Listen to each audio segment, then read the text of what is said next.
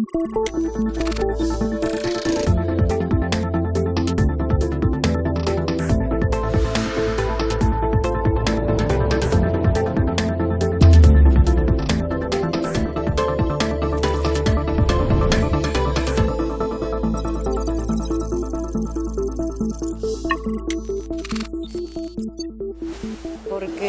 la menopausia yo la empecé a sufrir a los casi 50.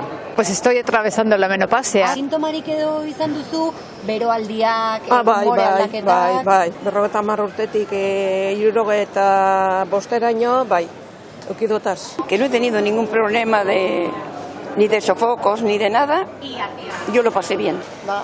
Nik ez dut sofokorik, es fenomenal. A mí no me gusta nada pasar por esto, pero bueno, hasta que las hormonas se vayan equilibrando y el cuerpo se vaya ajustando, pues es lo que hay. Y no quiero tomar ninguna medicina, o sea que intento hacerlo pues de forma un poco más natural, con hierbas, meditando. Hilorokoak entzigar bestelako bakia. Falta me bota eta zuze ez, baina esatezu, festeko toñardurerik esenik. Por una parte, pues te sientes liberada de ciertas cosas y por otra, pues bueno, el deterioro femenino es tremendo. Pues la piel y todo. Para mí es la ansiedad y los procesos inflamatorios. Que de repente un dedo se te inflama. Guk eskendu neuki askorik, informazio askorik, oin gehiago dau. Oingo gaztiek gehiago dakizue. Pues procuro no pensarlo, cuando venga pues ya lo afrontaremos como llegue, pero de momento no. Hombre, espero que no me den muchos cambios de humor ni muchos sofocos, pero bueno, procuro no pensarlo, la verdad. Kaixo, menopausia da, gaurko gaia gizartearen erdiak biziko duen edo bizitzen duen errealitate bat, baina nahiko ez ezaguna.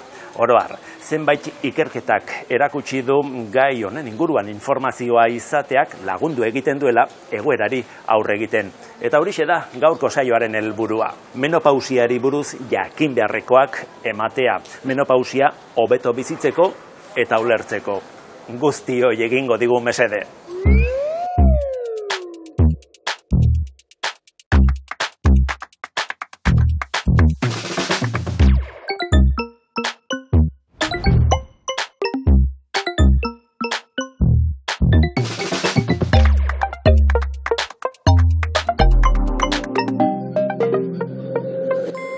Kaixo, Josebe, guk ez da oso zientifikoa, baina kale inkesta bat egin dugu menopausiaren inguruan. Zuk ikerketa bat egin zenuen, ez da? Bai, ikerketa bat egin nuen, eta zen landa emakumei, 45 eta 25 urte bitartekoak.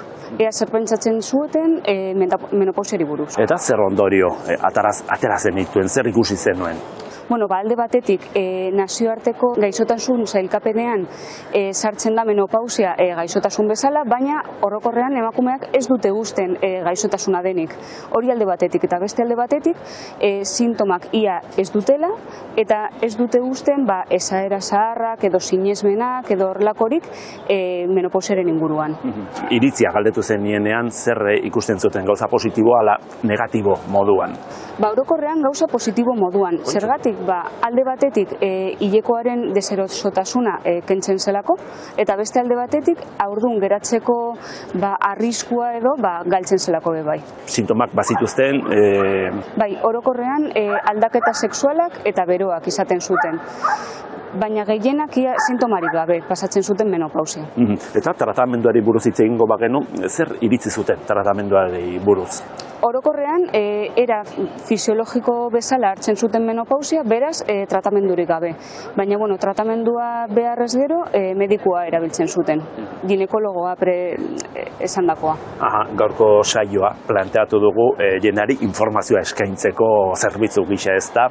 Zuk ikusi zenuen beste gauzetako bat izan zen mito sinesmen asko dagoela, ez da, menopausiaren inguruan. Eta informazio gutxi xamar. Hori da. Normalean, emakume bizitzaren inguruan hainbat sinesmen eta esaera zaharrak esaten dira. Eta menopausiarekin esaten dute adibidez. Menopausia llegatzen denean, zahartzaroa llegatzen da. Edo hilekoa galtzen denean, osasuna bebai galtzen da. Eta hori aurreritzia, mitoak dira. Hori da, mitoak dira. Eta informazioaz ari garela, emakumeek norengana jotzen dute informazio bila? Normalean joaten ziren ginekologoaren kontsultara. Baina, kontuan hartu behar dugu, gure ingurunean ez dagoela kontsulta ginekologoa publikoa. Normalean joaten dira ginekologoaren gana, edo ordun daudenean, edo minbiziren bat dagoenean, edo gaixotasun bat dagoenean. Beraz, normalean aurdun geratzeko arriskua galtzen denean, ja ez dira joaten ginekologaren eran. Beraz, informazioa biltzen dute bai lagun batetik, edo familiar batetik, edo horrelakorik. Eta, nire ustez, pena da ez erabiltzea erizaina edo emaginaren kontsulta horretarako. Zu proposatzen zenuen ikerketan protokolo bat, ez? Ezarri edo txertatu beharko litzatekeela osasungintza zerbitzuan. Hori da. Nire ustez, adibidez, pisua galdu nahi baduzu edo erretxeari utzi nahi badiozu edo horrelakorik badago erizainaren kontsulta, ez da, lehen arretako erizaina. Zergatik ez joan menopausia ailegatzen denean edo emaginaren era, bebai. Nik ikusi dut nire osasun zentruan adibidez, emaginak jarri duela martxan tailer bat taldeka egiteko menopausiarekiko hori itxaldi labur bat. Beraz, pausotxoak ematen ari gara, baina oraindik bidea luzea dela esan daiteke. Bai, hori da. Oso ondo, eskerrik asko, Josebe. Bai, zuri. Medikuntzan menopausia une zehatz bati esaten zaio. Azken hilekotik 12 hilabetez jarraian menstruaziorik gabe egon osteko uneari. Gertaera horren aurreko trantsizio garaiari premenopausia deritzo eta ondorengo urteei posmenopausia. Fase bakoitzaren iraupena aldakorra da, baina hormonen aldaketek etapa guztiei eragiten diete. Izan ere, hainbat urte irauten dituen prozesu bat da, eta klimaterioa deitzen zaio. Klimaterioan gertatzen dena ezagutu nahi dugu. Etapa bakoitzean gorputzak izaten dituen aldaketa zehatzak. Emakumengan sortzen dituen eraginak eta horiek arintzeko aukerak.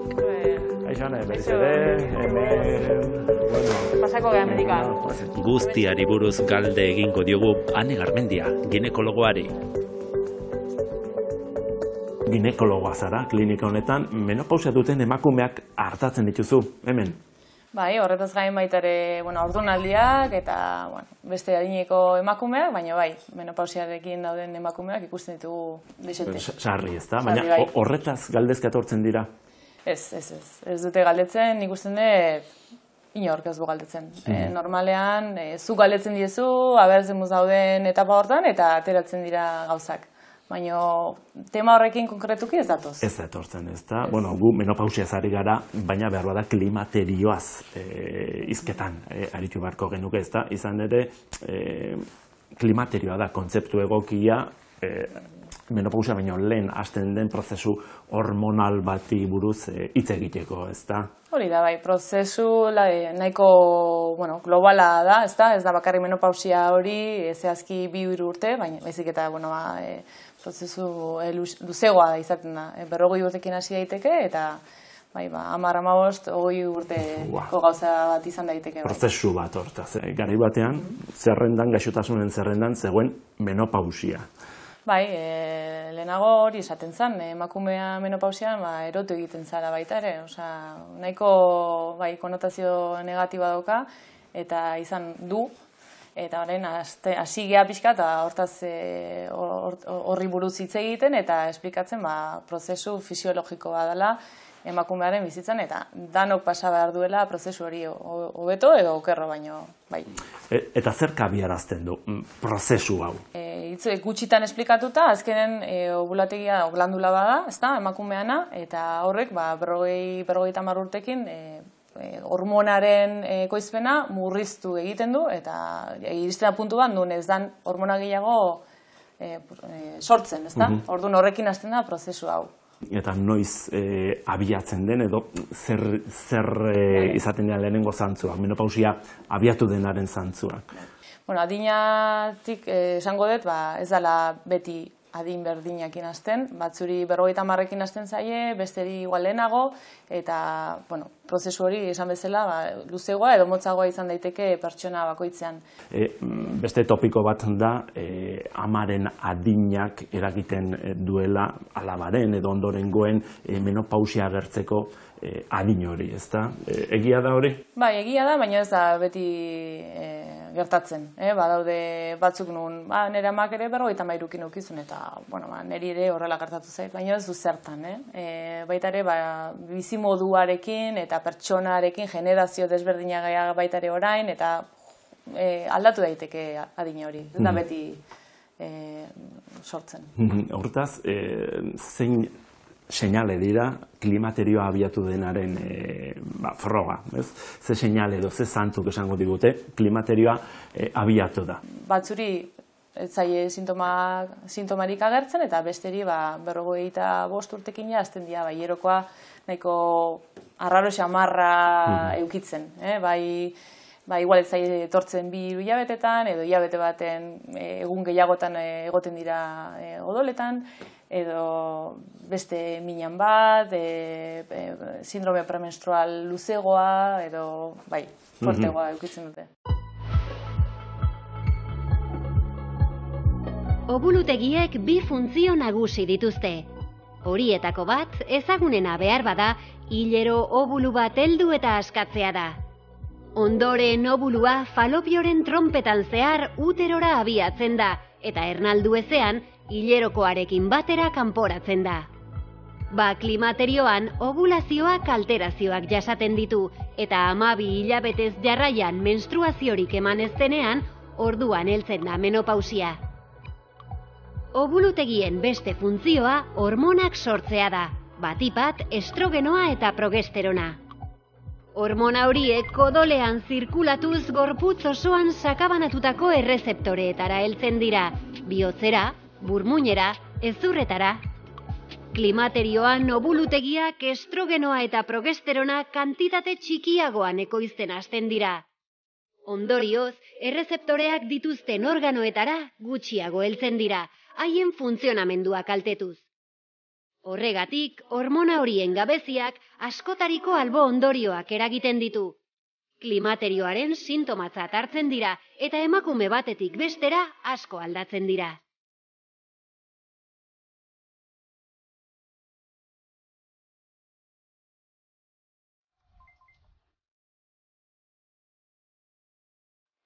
Alicia Martin Nietok Gurutzetako ospitalean egiten du lan endokrinologo gisa.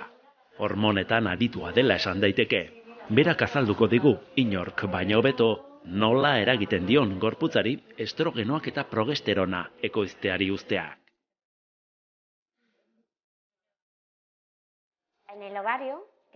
Obulutegia azken finean guruin bada, 2 hormona garrantzitsu ekoizten dituen organo bat. Batetik estrogenoa sortzen du, 17 beta estradiola guztietan garrantzitsuena dena, eta bestetik progesterona sortzen du. Menopausia iristen denean, adin ugalkorraren amaiera, hormona horien ekoizpena murrizten doa guztiz eten arte. Murrizketa hori progresiboa dela badakigu. Guk egiten ditugun analitiketan ikusten delako dakigu hori. Egia da emakume guztiek ez dutela hormonen jaitsiera pixkanaka nabarituko, batzuek bapatean somatuko dute. Eta zenbait emakumek hilekoa irregularra izaten hasi aurretik ere igartzen dute. Estrogeno errezeptoreak daude gorputz osoan, progesteronarenak ere bai, baina estrogenoarenak gehiago ikertu dira. Horregatik garrantzitsua da jakitea menopausiaren sintomarik ezagunenez gain, neuronek ere estrogenoa behar dutela ondo funtzionatzeko. Hileak ere bai, horregatik nabaritzen dugu lehorragoa eta auskorragoa, mukosak ere lehorrago. Arteriak babesten ditu, indartsu mantentzeko garrantzitsua da. Hain zuzen, menopausia ostean emakumeen lehenengo heriotza kausa bihotzekoa da. Funtsezkoa baita gure bihotza osasuntsu egoteko, gure arteriak osasuntsu egoteko. Hezurretan duen eragina nahiko ezaguna da, emakumeek osteoporosia izateko arriskua handiagoa dutela. Nahiko ohikoa da baita ere aurretik hipertentsiorik ez zuten emakumeek, kolesterol arazorik ez zutenek, pisu normala zutenek, menopausiaren ondoren halako arazoak edukitzen hastea. Horri aurrea hartzeko oso garrantzitsua da dieta zaintzea, ariketa fisikoa egitea, tabakoa eta alkohola saihestea, hau da bizitza osasungarri bat izatea. Izan ere, lehen agian ahalegin txikiagoa behar zuen pisua eta osasuna mantentzeko, baina une batetik aurrera ahalegin handiagoa eskatzen du. 45-48 urtetik aurrera, sintomak badaude, pentsa dezakegu klimateriora iristen ari garela, trantsizio fase horretara. Emakume batzuek oso goiz igartzen dituzte sintomak, baita hormonen jaitsiera gertatu aurretik ere.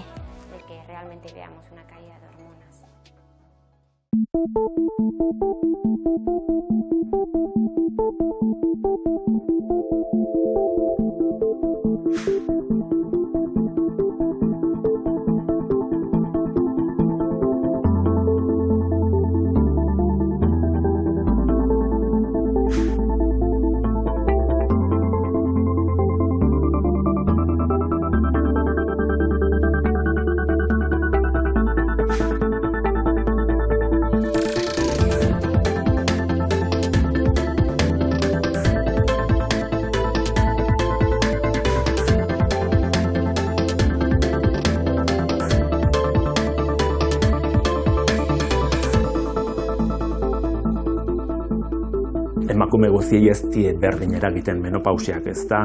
Emakume bat mundu bat. Exactamente. Bai, batzuri, esan bezala, sintomari gabe, hobeto horrela, eta beste batzu, bere bizikalitatea murriztuta ikusten da, eta bai, lagundu egin batzaile.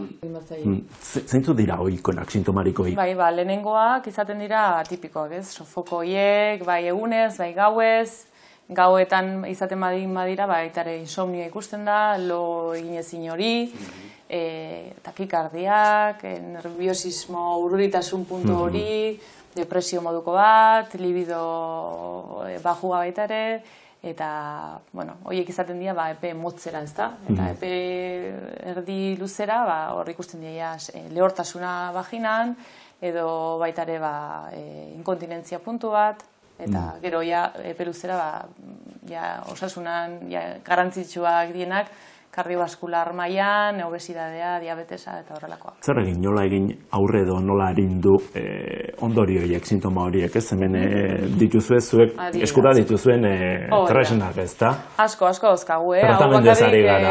Hori da, opzio batzuk ekarri ditut, baina, hasteko opzio naturala dauzkagu, alternatiba oso egun hartua edo, emakumeak asko bozten dira, ikusten dutenean, ez dauzkagu bakarrik hormonak, baita ere alternatiba naturala dauzkagu, eta, ikusten dugu zein dan arazoa, ez? Gehiago insomnioa, edo gehiago agian sofokoa, orduan dauzkagu, fitoterapia moduko batzuk, edo neurotransmisoreak, baita ere, melatonina, vitaminak, horiekin desente pozik egoten dira, baina bai esaten duguna da hilabete batzutan hartzeko gauza dela, konstante, ez egun bat bai bestea ez, eta ikusteko laguntzen dien, eta bestela pasa behar gera beste tratamendu. Aukera naturalak eta beste tratamenduak esan dituzunean hormonaz ari zara, ez da? Hori da. Tratamendu hormonala badaukagu eta hasi beharko genuke gehiago jartzen, bakarrik 1 edo 3% emakumenak erabiltzen dute horrelako tratamendu bat. Nola hartu daitezke hormonak? Era desberdinetara, normalena izaten da pilula, ez da? Eguneroko pilula bat, hemen jartzen du egunetan hartu behar den zein, eguneroko gauza bada, gure bai, eta gero, segun eta ze emakume daukagun gure aurrean, baita ere beste formato batzu daude, partxe moduan aldatzeko astebeten bitan, nahiko erresa izaten da, edo spray moduan eguneroko gauza bat. Spraya. Hori da, spray edo bai gel edo krema moduan. Eta azalean eman behar da. Azalean eman behar da, hori da. Rezeptore asko dauzkagu, grasa baita ere, eta horren baten da, bat, bi, hiru, depende ze dosis gomendatzen zaion, hori da. Hormonak, orantxari ginen esaten, ez da, ez dute oso ospe honik, ez da, horregatik portzentaia oso txiki hori, eguneko bat, eguneko hiru arteko, ez, onarpena, esango dugu, ez da, zergatik, zer dago horren atzean? Bueno, berez esaten da, 25% beharko lukela horrelako tratamendu sustitutibo bat, bai? Eta bakarrik batean gaude, oso atzera. Europa mailan gaina oso atzeatzean gaude. Hormonofobia horregatik. Zegoen ikerketa bat, orain dela urte asko egin zana, dalakoa, eta hor ikusi, eman zitzaien horrelako terapia hormonala, edo zini. Emakume, 60 urtekin, 50, arrisku faktoreekin, gaizki egindako gauza bat. Hor ikusi zen, bularreko minbiziaren arrisku importante bat zegoela, hau hartu eta gero. Baina gaur egun ikusi da, beste ikerketa batzurekin, ez dela horrela, eta beste iritzi badokaguk. Arriskurek ez beraz, ez da? Emakume bakoitzari kasuan kasuko tratamendu hormonala eskainiko zaio, ez da? Pentsatzen dut. Hori da, oso individuala da gauza. Orduan guk hitz egiten dugu emakumearekin, ikusten dugu adina, pisua, errebisio egiten zaio baita ere, bai mamografia, bai ekografia bat, eta zerotik hasten gara ikusten dugu nun gauden, eta ze sintoma dian, ze adina daukan, eta horrekin batera erabakitzen dugu bat beste. Eta noiz erabakitzen da, hormonak behar ditu emakume honek. Sintomak larriak direnean, jasanezinak, bizitza kalitatea. Bai, esaten da, bostetik bat, emakume bat, nahiko larrituta ibiltzen dela, sintoma hauekin, eta kasu horietan egun bargea gainean, eta gomendatzen, bai bere bizikalitatea murriztu indalako, txartu indalako, eta hor, naturalak ez baldin badauka efekturik, orduan hormonalara jo behar dugu.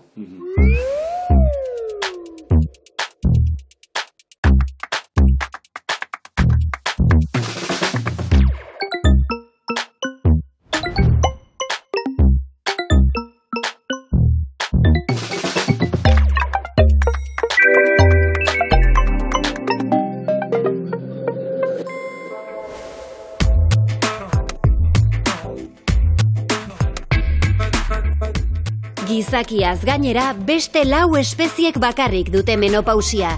Izurde pilotuak, belugak, narbalak eta orkak, zetazeo odontozetoak denak.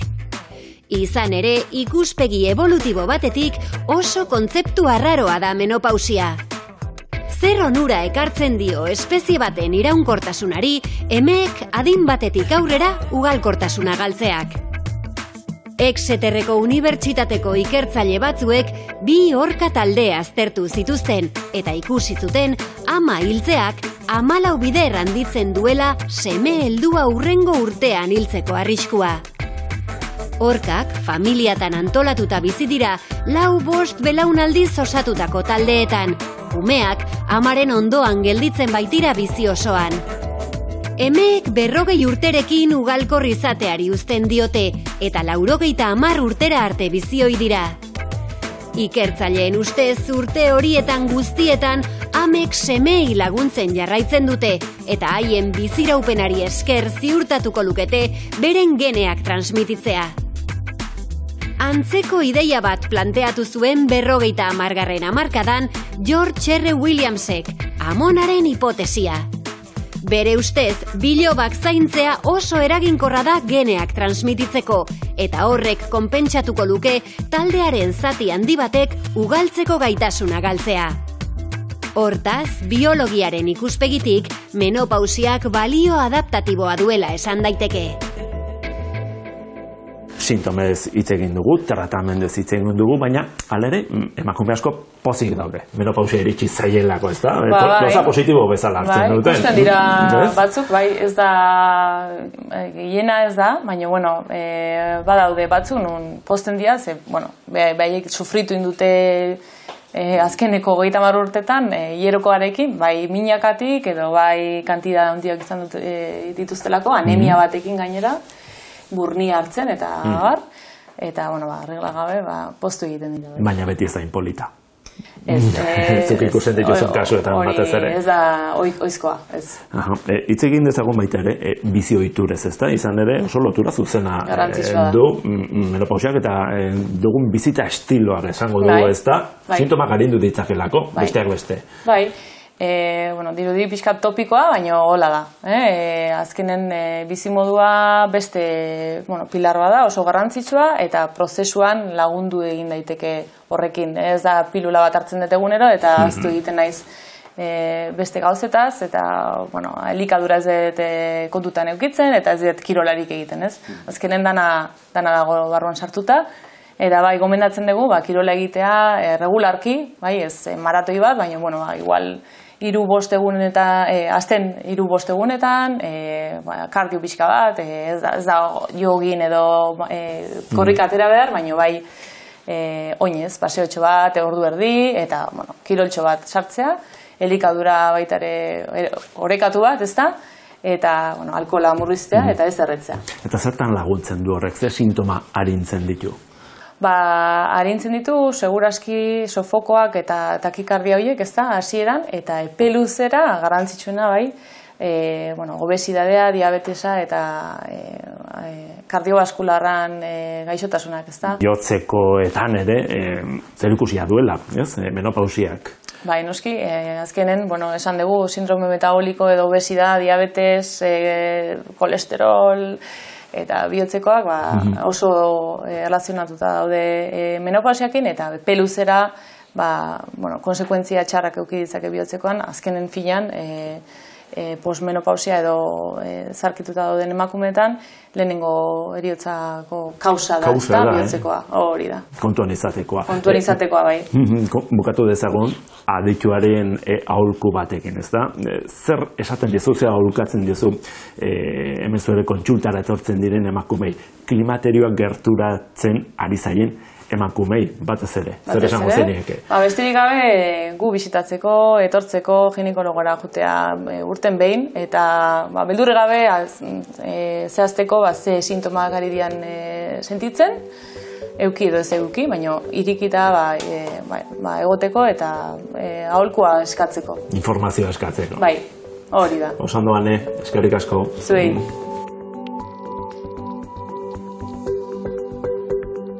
Informatu. Ginekologoari edo emaginari gertatzen ari diren aldaketei buruz galdetzeak menopausiari hobeto aurre egiten laguntzen du. Bizitza osasungarria egin, eta jakin posible dela menopausia eramangarriago egitea.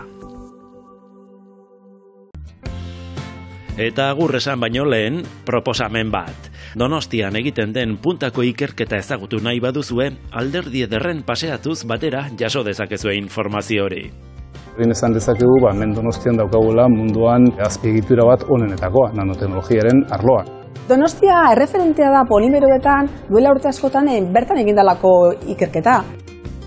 Izan ere, Donostia sustapenak hiriko ikerketa zentroetako ikerketa arloen berri emanez, panelez eta bideoz osatutako erakusketa bat jarri du ikusgai.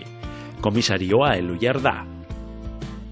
Terapia aurreratuak, ordenagailu kuantikoak, neurozientziak, polimeroak, nanozientzia, astropartikulak, urriaren 28 arte egongo da ikusgai. Gonbidatuta zaudete. Datorren astera arte, agur!